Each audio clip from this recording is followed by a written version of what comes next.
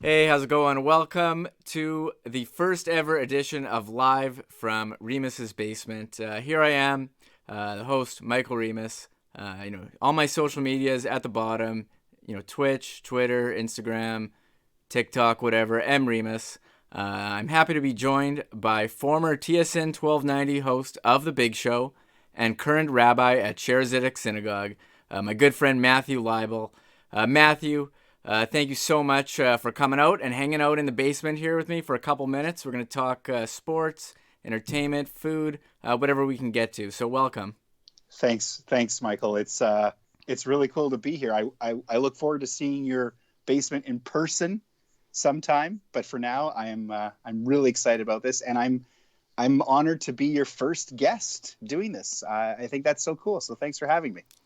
Yeah, we've been friends for a long time. I remember talking about baseball with you in the halls of Joseph Walensky Collegiate.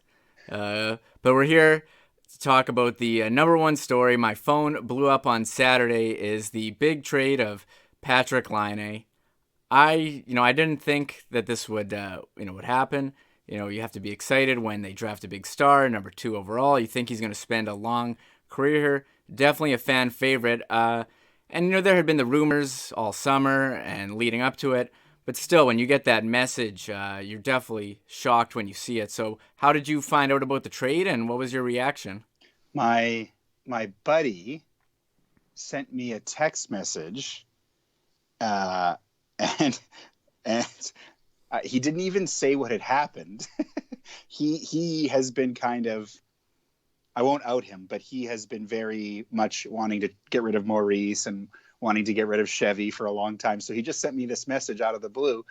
This is it. Jets management has to go. I've had enough. And I was like, what's going on? So I kind of checked it out and I realized, holy smokes, because there had been rumors about it on Friday. And then it kind of came together really, really quickly. And it's like, sure enough, they traded Laine and Roslovic for Dubois to Columbus. And then they get this pick in return too. But I'm with you. I think my first reaction was I was disappointed. I mean, I've been a season ticket holder. In addition to working on the radio with you for all those years, I've been a season ticket holder, and I love going to the games. So, and ever since I retired 4.5 years ago, I've been a fan. I was there the night Laine scored his first ever hat trick. I've never seen anyone shoot the puck like him. Anyone, even Ovechkin, who's an amazing player. Love him. Laine shoots in a unique way, and so it was like, with Byfuglien. When I was on the air, everyone wanted to trade Byfuglien. And I used to say, you don't trade a one-of-a-kind player. You're never going to get that guy to Winnipeg as a free agent. The only hope you have is maybe in a trade or inheriting him like Byfuglien or drafting him like Laine, like a number 2 overall pick who would have been the number 1 pick in any other year if there wasn't Matthews, who in a bad year, scored 30 goals. Like he's incredible. And it's like you just said, I was looking forward to years and years of watching him score goals for the Winnipeg Jets. So yeah, my first reaction was disappointment.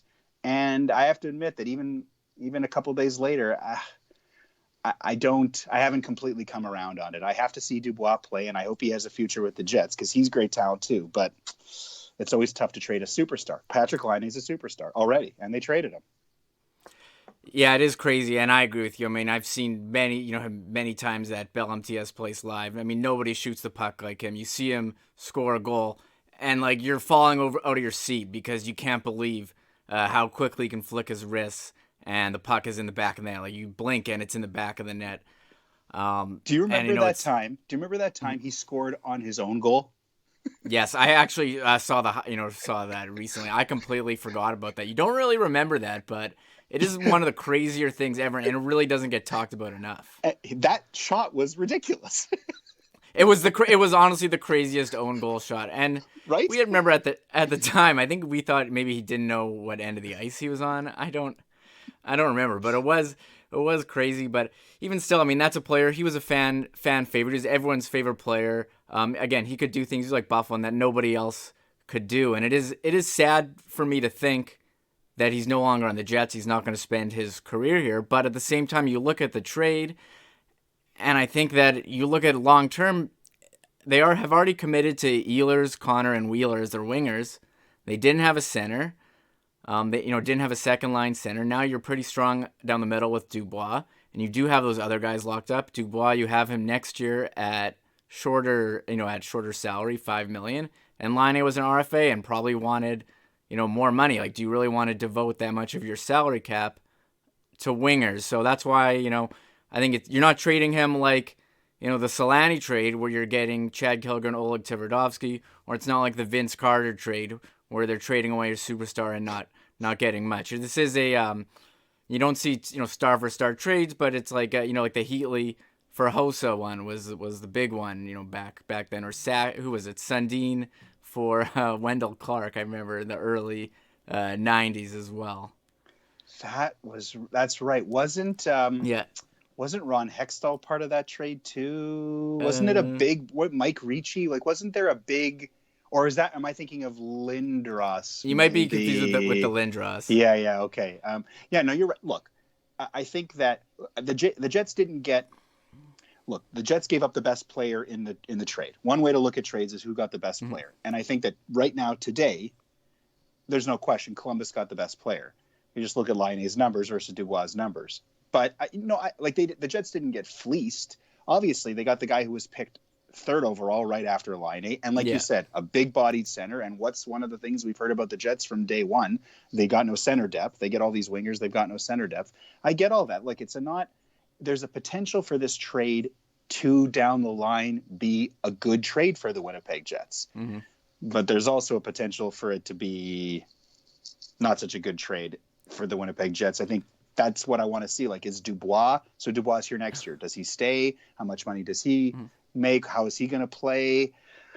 And I know that Dubois acted out with Tortorella as his head coach.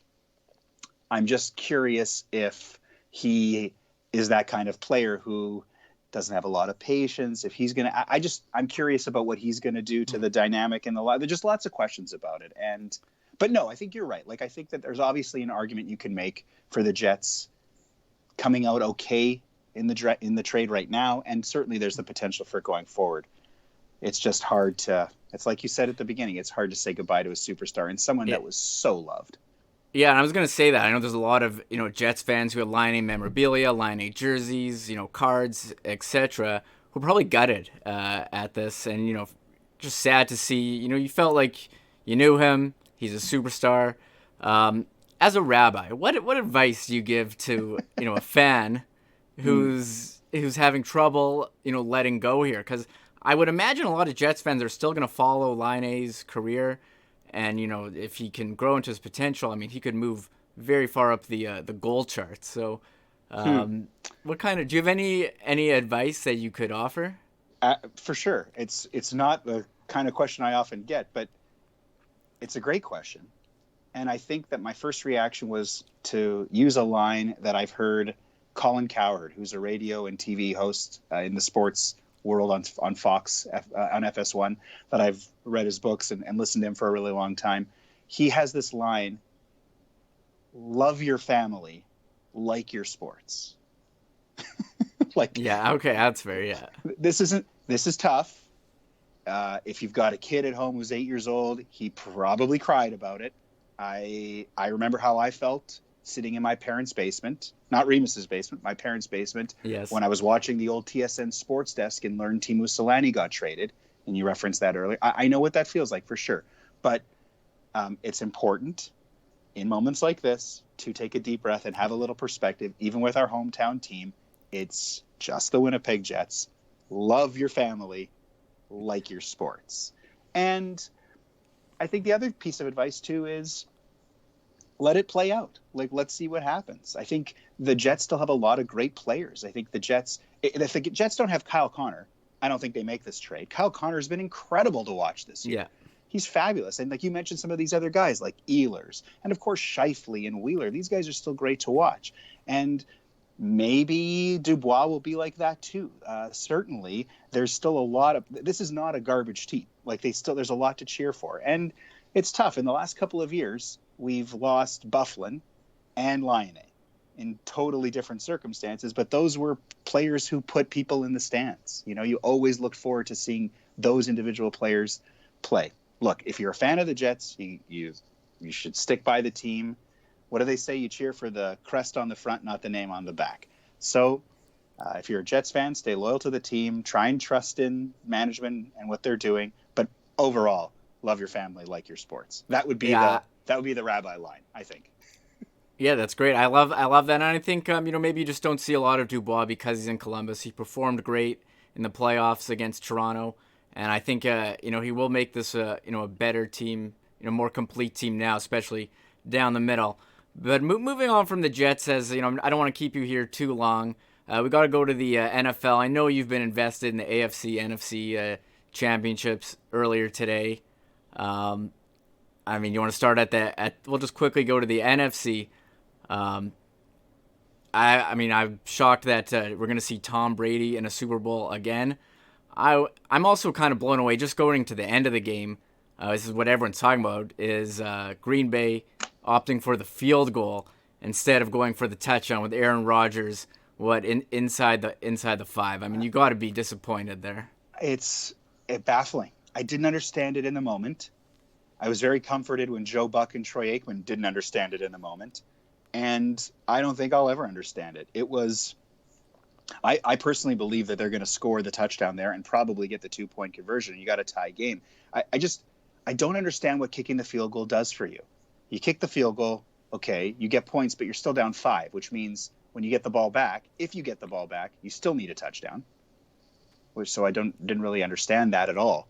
You've got Aaron Rodgers. He's going to be the MVP this year. Put the ball in his hands. This is your season. I think it's a young head coach who's had mostly a great first couple of seasons. Maybe the moment got to him. Maybe he outsmarted himself. Maybe, I don't know. But he'll be second. I think he's going to be second guessing himself about that for the rest maybe of his life, or certainly until they get back to that situation. Hopefully Matt LaFleur will. But yeah, that was preposterous. But the overall takeaway, Reem, is that Tom Brady, I've always been a Tom Brady fan. I've been a Tom Brady fan since I was in high school. I liked him. I loved when the Patriots came out of nowhere. And then who knew, in our lifetime, that he was going to turn into this GOAT, greatest of all time, at least in the argument, and that the Patriots were going to be what they were. I never understood I call them Tom Brady haters. And I've got friends who are like that. I've never understood why you would argue against him being ridiculous. Why you wouldn't just enjoy watching him? But after tonight, I think regardless of whether they win in 2 weeks, he's got to be the greatest of all time now. Even in the minds of all the doubters, right? And I know he had a couple of rough picks, but if they had lost that game, they probably would have lost because of him. And I think they won that game because he was unbelievable. He's ageless. You watch him against Drew Brees last week. One of those guys looks like he's old and needs to retire, and one of them does not. And Tom Brady's the older guy by a couple of years. He blows me away. I love watching him. I love that he went to Tampa, and in the first season, he's in the Super Bowl. What a story. That is just such a great story. And, I'm just really excited to see him in another Super Bowl. I feel selfish, greedy, in my lifetime. How many times have we gotten to see amazing Super Bowls and Tom Brady in the Super Bowl? And it's just so cool. I don't know if they'll win because the Chiefs are pretty downright great, but I was really happy for Brady and the Bucs today.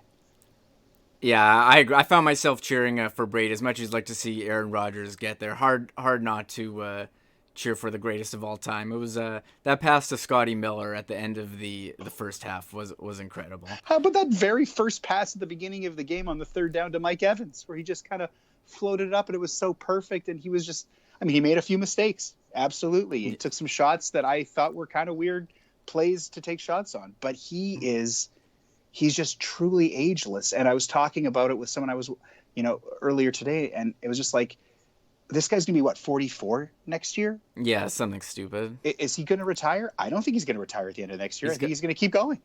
Oh, at the end of next year. Oh my God, I can't imagine.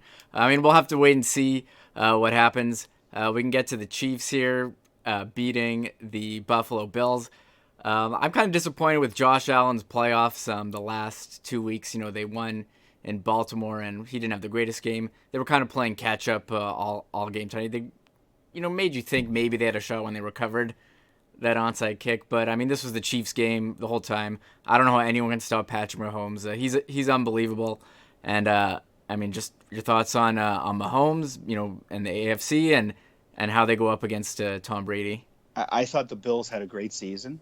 I just never thought it was as good as so many people were telling me as it was happening. I mean, they won all these games and they put up these ridiculous numbers, and I get all that.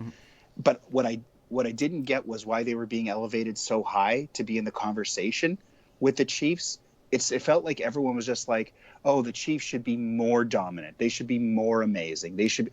Did no one watch the Golden State Warriors a couple of years ago? When you win a title, the next year is different. Like, teams are going to come for you every single game. Playing Kansas City was not like playing Buffalo, for an opponent, and I just didn't understand why the Chiefs weren't getting any respect. I had Mahomes and Kelsey in my fantasy league, which we won this year, and a little bit of luck, but those guys were a big part of it.